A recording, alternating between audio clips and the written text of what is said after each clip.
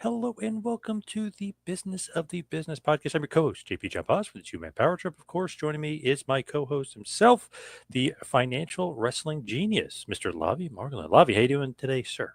I'm doing great, John. A special opportunity today. I recently picked up this wonderful graphic novel, which I was aware of for the last few months, called Victory Parade.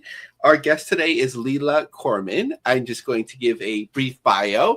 Leela is a painter, comics maker, and educator. She's the creator of numerous works of autobiographical and fictional comics, including, of course, Victory Parade, You Are Not a Guest. I'm going to mess this one up, so Leela will help us out. Unterzakhn, and We All Wish for Deadly Force, which is an amazing name and actually a great name of like a wrestling promotion one day. Victory Parade is an NPR, Washington Post, Guardian, and PW Best Book of the Year. The author of the Eisner-nominated graphic novel now gives us a heartwarming, I'm going to mess up this word, phantasmagorical tale of love, loss, and trauma, both personal and global, set during World War II in Brooklyn and in the newly liberated Buchenwald concentration camp. So an amazing opportunity, but you may be thinking, okay, this is pro wrestling, so what's this all about? Ruth Arensberg's desperate attempt to exorcise the nightmare of growing up in pre-war Nazi Germany takes her into the world of professional women wrestlers with devastating consequences. So, Leela, welcome to the show. Hi, thank you so much for having me. I do want to say it's actually heart-wrenching, I believe, not heartwarming. Oh, yes, certainly. An important correction, because while I wish to warm people's hearts in real life, I do not wish to do that in my work. I wish to break yes, that. Thank you. Nice. When you look at pro wrestling, because obviously we're talking about the business of wrestling here, but when did you first discover pro wrestling? What were you a fan of? What kind of drew you into the wrestling business? I'm just going to turn my camera on because it feels weird to not be on. So hi. So interestingly, just a quick aside, the painting behind me is actually a portrait in progress of Josie Reisman, author of Ringmaster. I don't know if you guys have read Ringmaster. I assume you have, because it's like a great wrestling book. Yeah, about Vince. And I forgot that was behind me until I just turned my camera on. Wrestling became a part of this book for reasons other than interest in the art form itself. But like a lot of children and grandchildren of immigrants, my grandmother was really into wrestling. This is like a thing. I don't know what it is with grandmas and wrestling. Yes. I've talked to a lot of people about this, but my Yiddish grandmother in the 80s really liked watching pro wrestling. And I guess, I'm not super up on wrestling history. Would that have been WWF at that point, like mid 80s, Reagan era? She really loved Hulk Hogan because of his anti-communist kayfabe, I guess. Yes. Because she was from Poland originally and had lived under Soviet occupation after the war. I think any kind of anti-communist yelling was made her happy. But the way that it came into my work as an artist was in 2015 when John Darnielle of the Mountain Goats asked me to illustrate the album Beat the Champ, which is I'm sure you guys also have heard that record. It's a wrestling themed album, really wrestling as a metaphor for a lot of other things like childbirth and childhood trauma and all kinds of things. What I learned when I was illustrating that was how much I love drawing wrestlers. And it reminded me, I have a background originally in martial arts and then in dance. So I spent a lot of decades of my life until fairly recently, like getting thrown around or throwing myself around. And I love drawing sweaty bodies in motion, partially because of that. And then when I started working on Victory Parade a few years later, I thought about something that I read, not about wrestling, but about boxing. And I cannot remember where I read it, but it was something about how people who go into boxing are generally people who grew up being hit a lot as kids and being beat up a lot as kids. And I thought, it wasn't a cerebral intellectual process. It seemed immediately obvious to me that the character of Ruth would be a wrestler as a way of coping with surviving something that is actually happening at the same time as we're reading the book. So the thing that she escaped is still happening and devouring people that she loves back home. Something that I think a lot of people didn't catch in the book also is that Ruth, while she grows up in Germany, is actually not German. She's from Poland. Her family immigrated from Poland, which is a chapter before World War II that I find really interesting, als Juden in Berlin. But it's sort of deliberately buried a little bit in the book. You know it if you know it, but it wouldn't be immediately obvious. Now, as far as like a process of developing the character, what was the process like of actually, creating the character and putting this all together? So similar to all of my fictional work, which this is, the character kind of arrives half formed already and tells me who they are. And then I have to catch up with a lot of research. So I spent a lot of time chasing down pre-war women's wrestling material, which there wasn't that much of that I could find. I found a really oddball, interesting memoir that somebody had written, which I apologize, I don't have it in front of me, so I don't remember the title, but I can dig it up for you. It was written by somebody who had been on some kind of, I think, either Southern or Midwestern, it's been a while since I read this book, amateur wrestling circuit, a woman. And that gave me a lot of material. And then I also learned a lot from watching the documentary Lipstick and Dynamite. Have you guys seen that? Yep. Great film with an awesome Nico Case soundtrack. And even though that really starts in the 1950s, it was a good place to learn a few things. I'm sort of circling around what's going to become very obvious in a minute here. But the third thing that I found in that research were some clips on YouTube, really precious clips of women wrestlers on YouTube. Sorry, there's probably some notification making noise on my computer. And so I was able to see a little bit of the movement vocabulary and the hair and the clothes. I will say,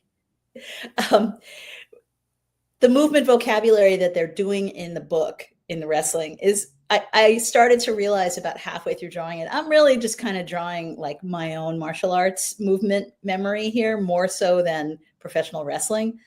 The thing I'm circling around also is Jaime Hernandez, who's like, he's a living deity to me as a cartoonist. I did not intend to do this interview in a Love and Rockets t-shirt. It just happened to be the thing at the top of the drawer. But I would not say that his wrestling comics have been as big an influence on me as everything else he's drawn. Having said that, the wrestling comics that are embedded in the storytelling, so not so much Whoa Nelly or Queen of the Ring, as much as I love those, but Queen of the Ring is just amazing in general. But the stories about Maggie and her aunt and Queen Rena did definitely, they're certainly in my DNA as a storyteller and in the DNA of this book. There is a direct homage also to a Jaime wrestling scene. It's actually the death of Ruth. Am I spoiling anything? I hope not. To your listeners, the book's been out since April, so yeah, it can't be a spoiler. Sorry, guys. Yeah. When you look at it, though, like, why wrestling? Why does the character like? Is it something deeper than just being about wrestling?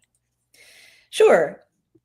I think having been a person who was for a long time very into, actually still kind of am, into very intense physical training of different kinds, it's a really good place to leave your demons for a while, for a variety of reasons. It made sense to me that this character would have a death wish also.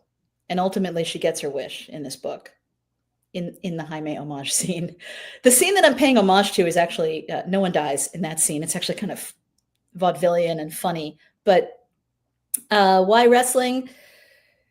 Exactly that. Now I'm going to turn it over to Lavie, who's got a lot of questions for you as well.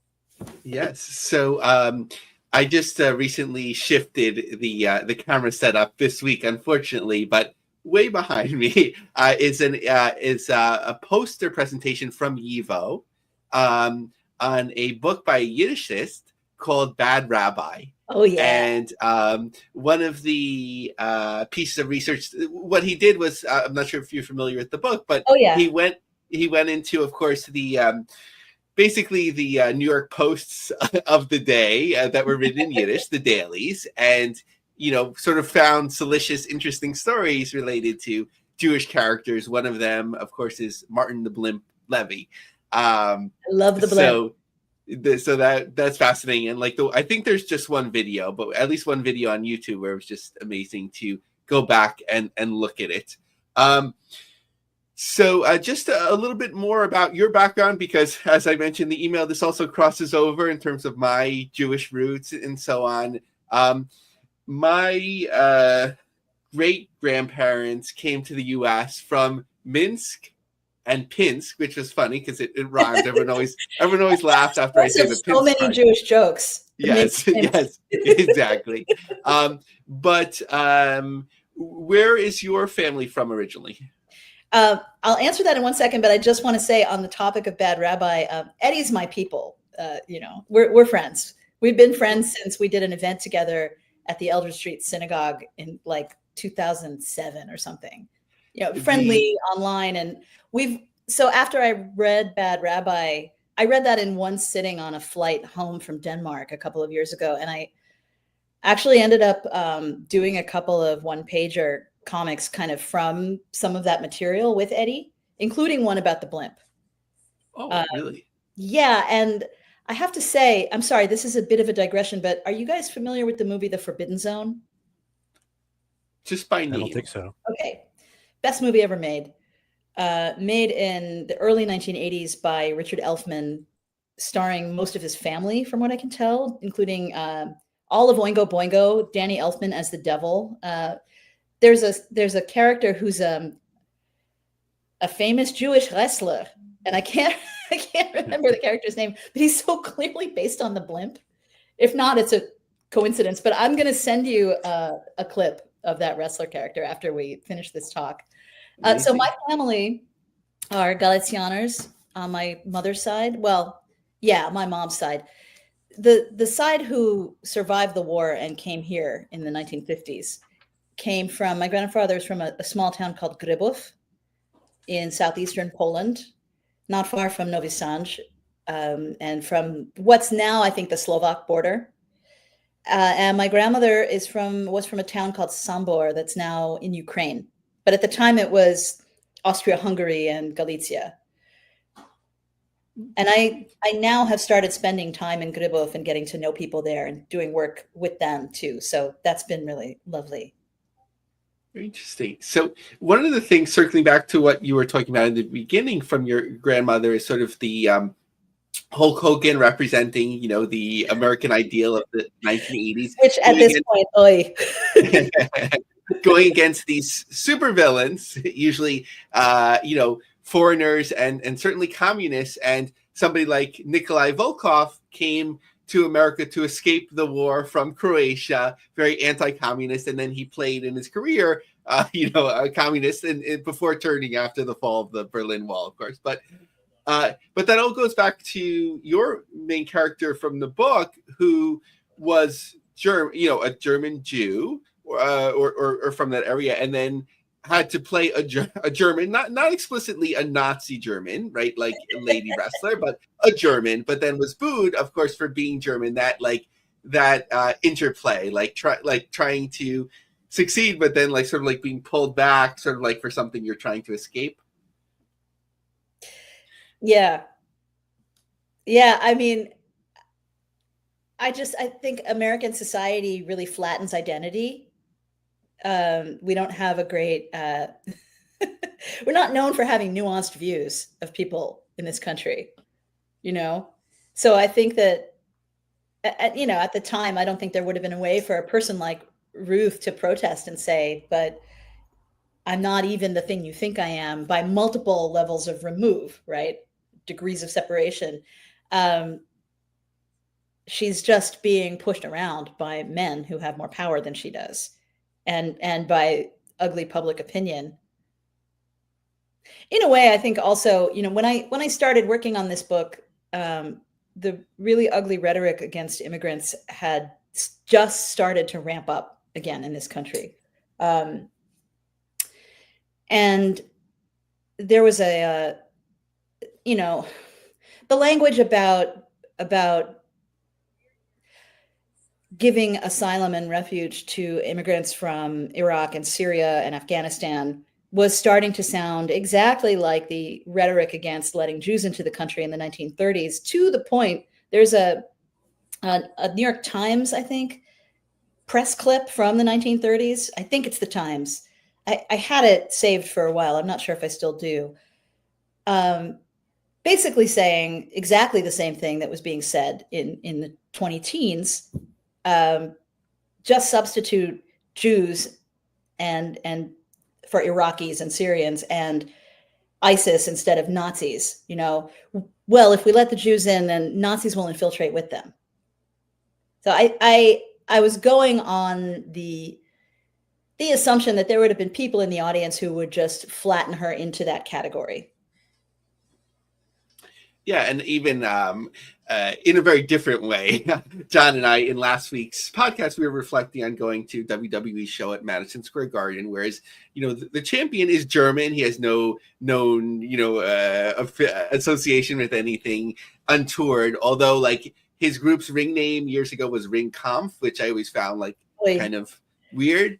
But yeah. He comes out, like his arm behind the back and very, stern face, big blonde or whatever. It's sort of like, are they or aren't they? So, John, just to be there, it's a little bit awkward. Not associating the person, but just sort of that vision for it. But in terms of writing a book, of course, that has very strong themes in terms of the Holocaust. I'm just reflecting back. Everyone always thinks about the seminal work, Maus. I remember looking at that maybe in 6th or 7th grade, and kind of I feel like back then in the 80s, especially if you were Jewish, you were just being exposed to all of these images, whether it was black and white film, Holocaust museums and things that were just too much to absorb.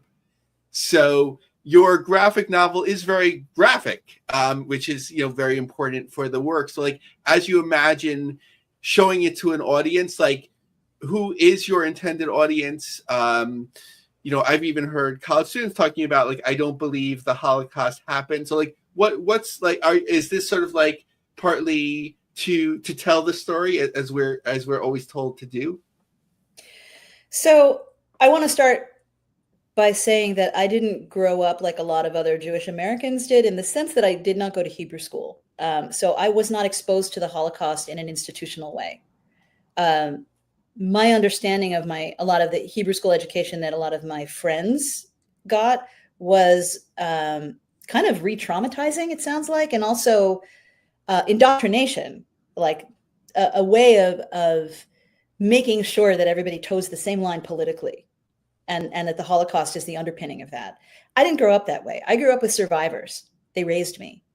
My grandparents lived in Lincoln Towers next to Lincoln Center, and we lived up in the low hundreds on West End Avenue. And so they were my main caretakers after school and all the time. All their siblings and in-laws had also survived. So no one ever sat me down and said, hey, we're all Holocaust survivors, or hey, they are. It was in me by osmosis. And it lived in our family in a silent, huge way. I also was raised really differently from a lot of the rest of my family, because a lot of my extended family were much more conservative, and my parents had been sort of hippies. They were kind of post-counterculture boomers at that point in the 80s. And I was like a teenage New York punk, looking for alternative culture and finding it because I was in New York City. I had access to it. So when Mouse came out, I was a teenager and I was working in a bookstore.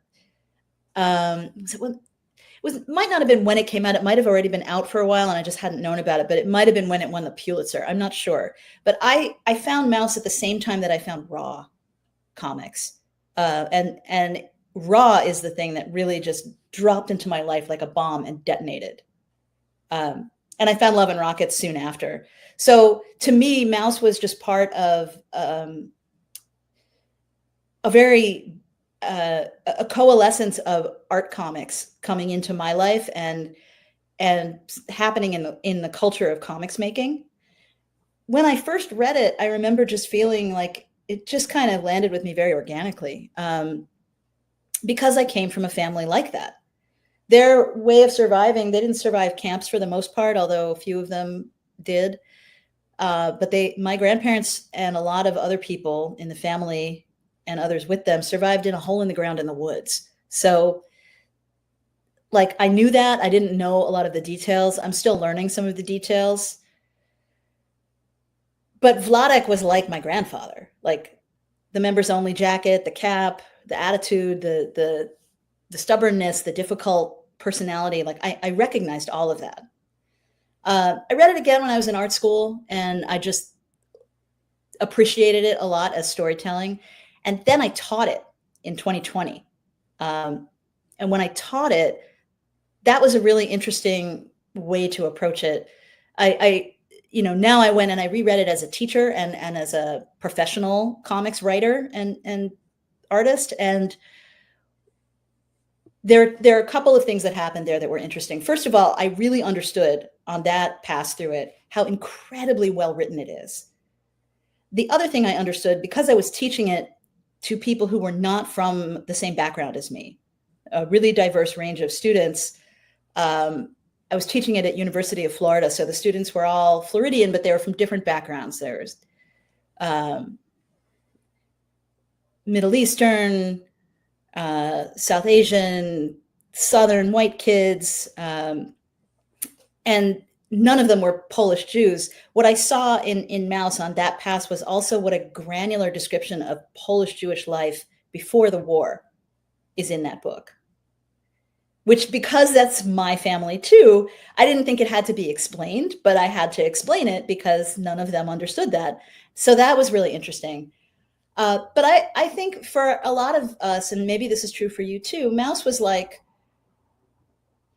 somebody finally telling us some of the stuff that our own families didn't want to talk about. It was interesting as like my history teacher actually was a Holocaust survivor. Like it's more of like a baby, so she didn't have that like, reflection on that. But it was always like prevalent, and I would have like nightmares about like Nazis coming to get me, and like the type of things that we learn like in terms of child development, like you take it slow. This is how you expose it to it now. Like I never learned that. Yeah, like children's books might be like reflecting on a flower, like something that was like, very peripherally to like introduce the concept and whatever. But while you were talking, I wanted to just give another book recommendation, a very different type of like, perhaps like grandparent to grandchild relationship, but an interesting one, especially growing up on the Upper West Side, My Captain America by the granddaughter of, sorry, why am I blanking? Joe Simon. So this is Megan Margulies. It kind of sounds like my last name, but not. So her reflection on like growing up on the Upper West Side, like visiting her grandfather as an artist and so on. So that was really interesting. But from the Pro Wrestling Press, I know that there was a great Slam Wrestling book review by a friend of ours that was done. But have you gotten any other feedback from like the pro wrestling side of things? No, only that, which was a really lovely surprise. Unless I will count Josie Reisman as from the pro wrestling side in some ways, having been so deeply immersed in it, writing this book and after. But Josie's my buddy who lives up the street. So. Oh, wow. Okay. And like I said, like comrade and currently artist model. No, actually, I would be curious to know if it's been read by any other wrestling people. But I also sort of am a little bit nervous because it's like not really. I don't think I really got wrestling right in the book. You know.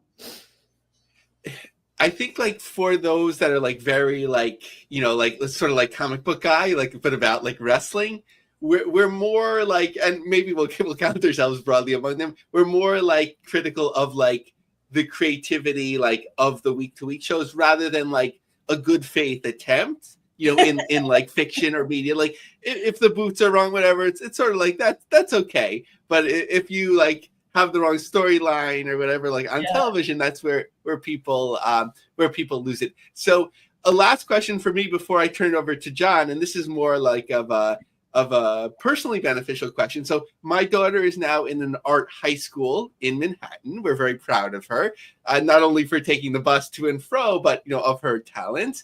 But whenever people talk about like an art career, right, the first thing they say is, well, you can't get this. It's so hard to get that. As a very successful industry practitioner, award winner, and also an educator yourself, what advice can I share with her, or I will share this portion of the audio with her, as she explores her own career?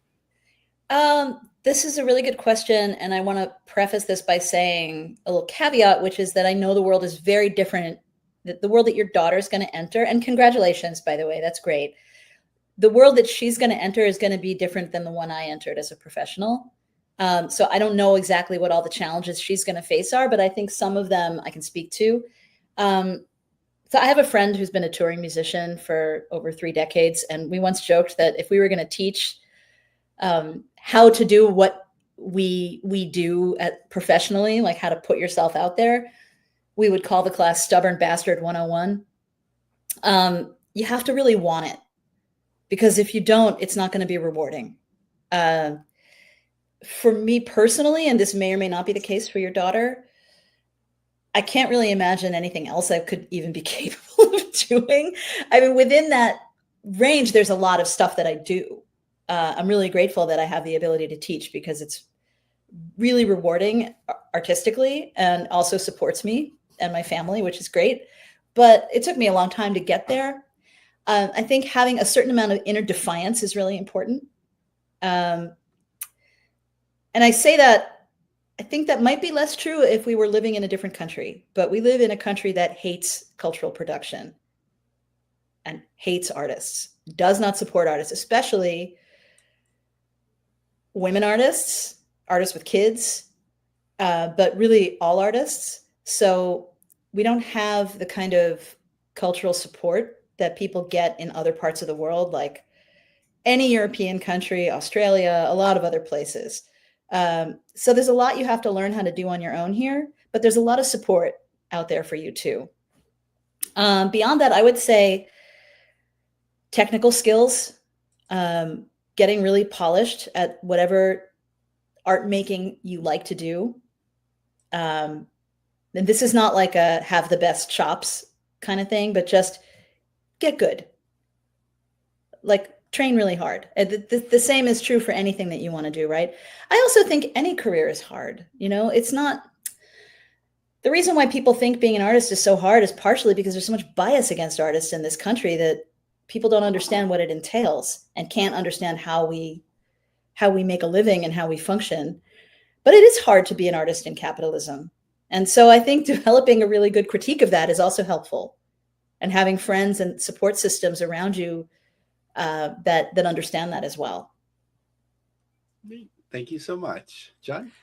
Now, where could everybody get the book, follow you on social media? Where can everybody follow you? The place that I'm most active on is on Instagram. And I'm on Blue Sky also, but I'm more there as a reader than I am as a poster. Just my first and last name, all lowercase, on Instagram.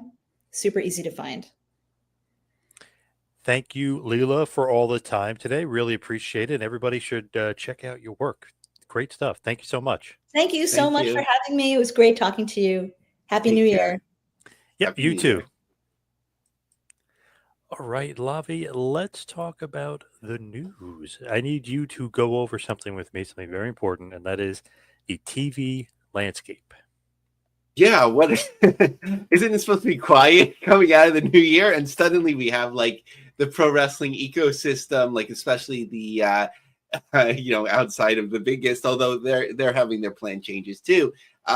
Like so much going on. So firstly, like AAA, I know that like it seems to have a lower profile in the US television landscape. Certainly now it will, but it's just not talked about as much. But it might have been, we don't know, but it might have been the third most watched wrestling program in the US when it was on Unimas, which just ended, meaning that, maybe, I guess, fourth most, right? Like Raw, SmackDown, Dynamite, and then maybe depending on the week for AEW. It was a bad week for AEW because we never got any AAA ratings.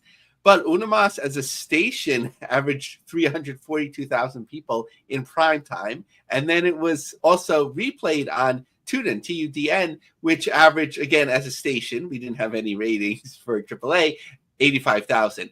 So its parent company, Televisa Univision, is cutting back on sports and that sort of programming. So AAA got cut from there. So it was there for maybe 6 months. Who knows, right? Like no one was even watching that closely or was reporting through the pro wrestling press, but that's a loss. And then New Japan on Access TV ended suddenly as well, or felt sudden that The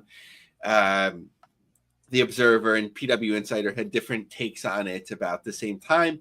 New Japan has exited Access TV. The broadcast agreement between the two entities officially expired at midnight on December 31st. Now, Meltzer said that New Japan said that they're the ones that left. It was their decision. The latest contract was up. New Japan ultimately decided against renewing its deal with Access. Additionally, Meltzer stated that New Japan wanted to negotiate to get their programming on a better station. I'm trying to avoid saying like good luck with that, but I do have an idea later in the segment. So a representative for Access TV shared the following: "We will not be airing New Japan for the foreseeable future. Our agreement expired at the end of 2024. We do not comment on the state of current or future agreements." So Access TV, again, we didn't get New Japan ratings in a while. When we were getting them, they were about 45 to 50,000 at a low. Before Nielsen, I think Meltzer, and this could be totally off, had said that it was there were reports from Access TV's tracking that it was about 200,000. Like, what was it, 10 years ago that they premiered in Access TV? So it was sort of a different world there and a different buzz. It was really a game changer. New Japan being on Access TV, and then working with Ring of Honor. But when they returned under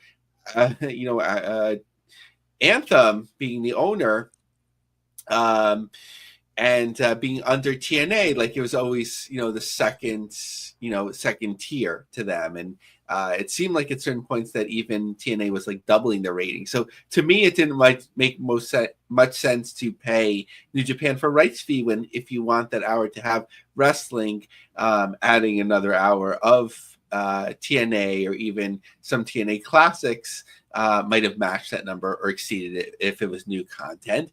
While I was on the rhythm of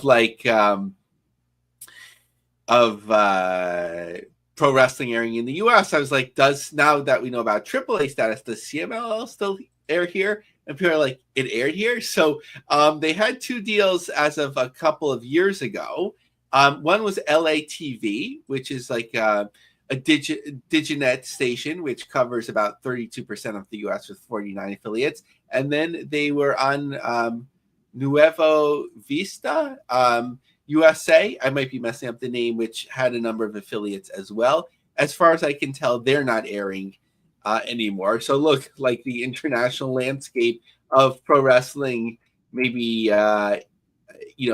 with the first two certainly, but the third may have been gone a while. But look, that's all gone away at the moment.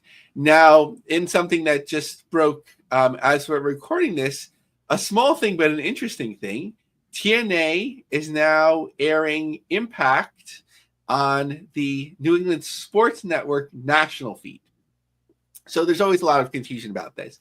in New England, I'm not sure if any rights have changed or whatever, but like this was the station, right? The Sox, the Bruins, the Celtics, and so on. Then you would watch like regional NESN. Obviously, a very powerful platform, at least at one time. Now, the national feed is sort of like on a higher tier cable stations for the most part. Like if you're really a big fan of these sports, it's not going to be airing on your basic cable, but if you want to pay more money. So obviously something like that has shrunk. So in terms of being reported on the website that the national feed for NESN airs in 5 million homes. That includes Dish TV, so there might be like a crossover right with access. Anyway, OVW though airs on the regional NESN. They were airing on both, so I don't know if like TNA now airing has changed things. But it's an interesting approach. Like it's a pretty low profile station, but Access TV, is losing viewers too, just with the natural churn of the world of pro wrestling. The world of cable TV and streaming and so on. So I'm wondering if if TNA can't get more exposure through bigger deals, and they did sign a good one recently in Canada, that maybe they will do like a little bit of a hodgepodge of syndication. I think it would be smart for them to reach out to Dave Marquez to see if he can help distribute them as he does his own Championship Wrestling from Hollywood, or maybe even pay to take over those time slots. I'm not sure if that's more advantageous than just buying like one paid programming or something somewhere else, but it's an interesting door that they're opening with this type of distribution now. Of course, TNA back in the day did have some modest syndication with their Explosion show. Staying along the TV line, so we'll go a little bit back and forth here. So TV Line had a report of the most watched CW shows so far this year in terms of series. So NASCAR Xfinity, which was just two races, was 1.01 million viewers. Superman and Lois, which is ending, it's in its last season, 767,000 viewer average, and NXT 753,000. So basically there. So obviously, clearly a very strong part of a weak network. As we look at the landscape, right, we would hear of Ring of Honor, maybe they'd be on True TV, but True TV did want pro wrestling, but they went for a safer alternative and a replay. AEW Dynamite will air on True TV now, so they don't have to deal with a whole, with building up branding for Ring of Honor and Unknown. It's more of like a solid replay. What else is going on? Just looking at the rest of the market, right? We had seen Freddie Prinze Jr. say that he wanted to get a deal for a number of years. We haven't seen that. We just talked about ROH. TNA, obviously, if they were close with another U.S. broadcaster, maybe they wouldn't be pursuing something like New England Sports Network right now, or securing something like that. So I think that is indicative a little bit. MLW, the station being averaged about 2,000 to 4,000 viewers. We don't know MLW ratings, although they were about that when last was reported. WoW is doing well, or at least has a track record to continue syndication. They're in year 3 now. And then there's a hodgepodge of, like sort of building up syndication through station by station, market by market. Those with that sort of view have Championship Wrestling from Hollywood, OVW, Rocky Mountain Pro, and ROW, of course, stronger in Texas, although that kind of shifts around depending. But they have a number of markets as well. Now, when we think about like stations for airing pro wrestling, like obviously Fox always comes up. Then there's the Hispanic channels, which obviously it's not as easy to do as it seems. Showtime would sort of make sense, although pro wrestling has never been there, maybe not since, maybe I think WWF might have aired house shows when it first started, but I'm not sure if I'm adding that to house shows I know had aired on HBO, or maybe conflating the two. But the one that makes the most sense to me, John, right now is Vice. They're rebranding as sports programming. Obviously, a heavy amount of that is Dark Side of the Ring. So you think, okay, are they just going to like focus on, these documentaries? But they just signed a deal with the Arena Football 1. John, I don't know if you followed this drama, but I was really enjoying following it the last couple of years. Arena Football sort of collapsed. It restarted and collapsed, and then out of those ashes, the like a number of home markets are like they keep their own trademarks and branding and so on. They create Arena Football 1, so they're actually going to have every week of the season. I'm not sure how long their season is. Sunday nights in the arena on Vice. So to me, it just seems like a perfect fit again for pro wrestling. Obviously, MLW had it for a short amount of time. Not to great effect in terms of that syndicated special. Special that they had with Hammerstone and Fatu. But I believe that they still air WoW Wrestling like late nights. But to me, the thing that would make the most sense would be New Japan specials on Vice. What about TNA wrestling? What is going on? What is up with TNA lately? So, everyone was looking on with curiosity or morbid curiosity when they booked the Belmont UBS Arena. And their first week was off to a good start. And now the show's in July. So it's going to be like, how do things move along week to week? Selling 64 more tickets the following week. Is that good or bad? I don't know. It's too early, so it's obviously not a huge number to move it forward. And they'd want to average more than that to begin, hopefully getting close to their modest setup of 4,000. So then we were sort of getting curious with sort of talent. Are they going to let most of the name talent go? What's going to happen? So AJ Francis was announced as re-signing with TNA at the beginning of the year, or just at New Year. Exactly.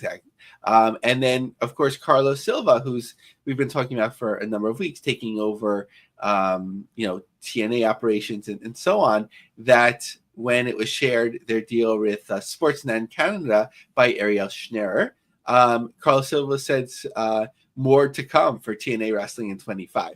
Did he mean New England Sports Network? I don't know, but it made us all curious. So what's their upcoming shows look like? In Garland, Texas for the double shot, San Antonio at the end of January, El Paso in March. So I don't know, is there going to be enough tapings there or something's going to be filled in February? Then St. Joseph, Missouri in the end of March, LA on April 27th. And as we talked about, the Slammiversary show in July.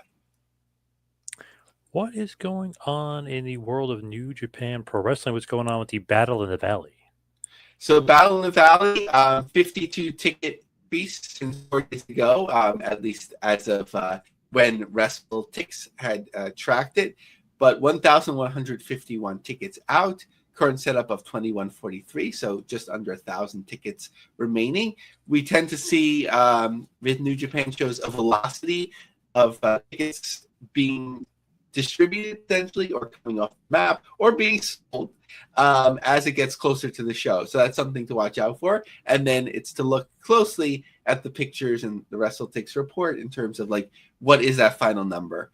And interestingly, with Triller, they're highlighting their 10-year anniversary of delivering live streaming with New Japan, the Wrestle Kingdom 19 and Wrestle Dynasty shows. So we have seen a shift from New Japan World being pushed as much from New Japan, and Triller not necessarily taking it over, but like some of those big events coming to Triller. I'm not sure if you have New Japan World, if you can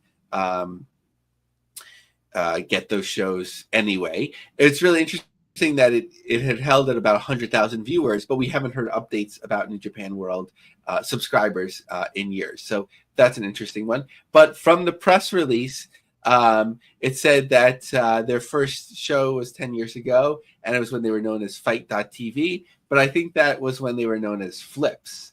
Of course, Jeff Jarrett helping to broker that deal at the time. What's up with GCW, the People versus GCW, the big Hammerstein show? Are we getting any closer to a possible sellout? Yeah, so certainly when you're in a smaller venue and you move the same amount of tickets per week as the TNA show in Belmont, it's more impactful. But 69 tickets moved in the last 7 days when there were 17 days left till the show. So this was actually just from a day or two ago.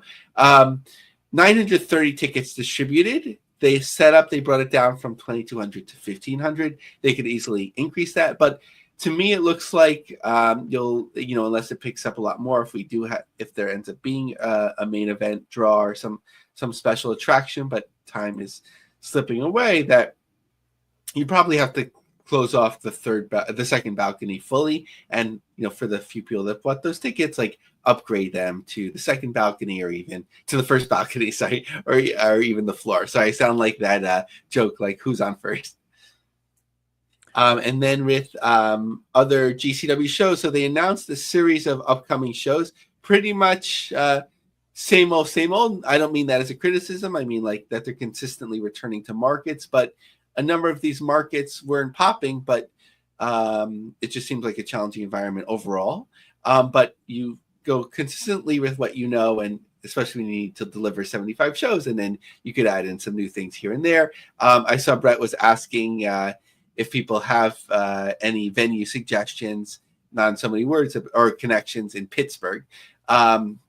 So Friday, January 31st, Indianapolis, Fountain Square Theater. February 28th, San Diego, Primal Confound. Back to the UCC, March 1st. March 2nd, the Now Theater in Phoenix. And then back to Atlantic City, the Showboat, March 15th and 16th.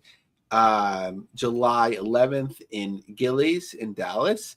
Actually, I didn't grab that image. It looked like they already had another set of Atlantic City shows on the map. I thought they'd be like a little bit calmer about that because it had been struggling. But just looking at their overall schedule, January 10th, Rochester, the 11th, Columbus, New York on the 19th, France and London, 25th and 26th, Indianapolis on the 31st, Jersey J Cup, February 15th and 16th, National City, California on February 28th, LA on March 1st, Mesa, Arizona on March 2nd. We talked about Atlantic City, and then Dallas in July. And interestingly,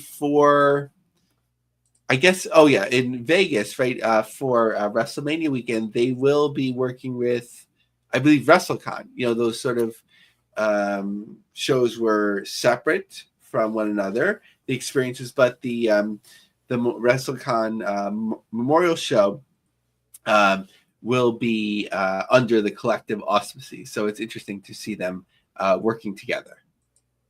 Yeah, very, very interesting. Kind of an odd thing there. But what is going on with MLW? I see that eventually we'll be heading back to center stage in Atlanta.